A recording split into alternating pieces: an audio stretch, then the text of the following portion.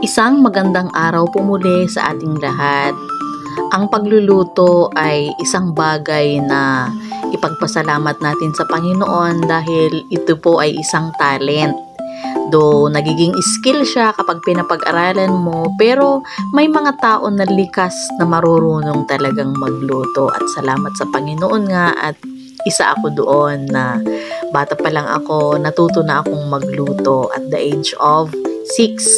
So naggisa po tayo guys ng bawang, sibuyas at ngayon ay nilagyan ko ng kamatis. Dahil ngayon po ay ang lulutuin natin ay sinigang na pork ribs. Yung ribs po ay pinakuluan ko na para matanggal po yung langsa. Tinanggal ko yung unang sabaw ng pinagpakuluan ko at nung nalaga ko na ay ayan, iginasa na natin sa mga panlasa. So ayan nga guys, yan po ay huwag mo muna nating sabawan. Palalabasin po muna natin yung mga konting-konting taba, yung lasa niya. Lagyan na natin ng kung anong panlasa ang gusto natin. Ang gagamitin ko po ay patis.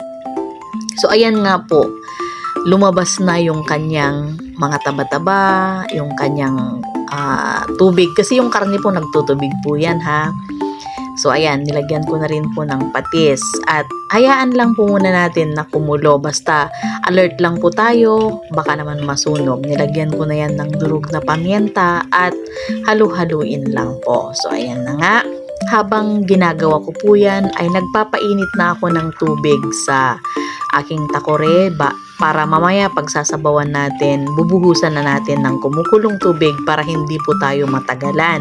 Maraming nagluluto ng sinigang na nilalaga muna sa tubig, pinapakuluan, mamaya na nila rikaduhan. Mali po yun guys, hindi po ganun ang tamang pagluluto.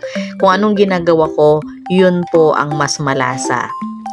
So ayan nga, ihalo-halo natin at lalabas yung kanyang natural na lasa. Ito po ay niluluto ko, 2 kilong mahigit po yan. Malalaki po yung slice niya kung pansin nyo kasi ang gamit ko malaking kaldero pero ang lalaki pa rin ng slice. Ipapaulam po natin yan sa aming workers na gumagawa ng aming gate at doon sa aming 3rd floor. So ayan, sinabawan ko na po ng kumukulong tubig at kita nyo naman lumabas na nga yung lasa niya kasi tignan niyo yung kulay niya.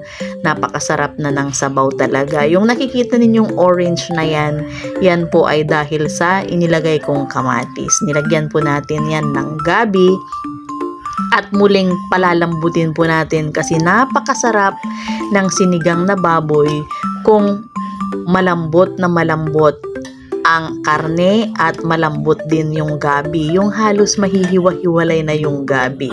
Nilagyan din natin yan ng papaya. Pwede rin po ang sayote pero may papaya po kasi akong tanim kaya namitas po tayo ng papaya para naman may sustansya. Masustansya ang papaya guys. Di ba yan ang inuulam ng mga bagong panganak para magkagatas, no? Masustansya po kasi at nilagyan din po yatin yan ng petchay. Pag kayo po'y bumibili ng petchay, ibabad nyo po yan ng ilang oras para matanggal po ang mga synthetic na mga pesticides, insecticides na ginamit nila. So nakababad yan ng matagal at nilinis kong mabuti. So ayan nga guys, napakasarap na pork rib sinigang. Salamat po sa panonood.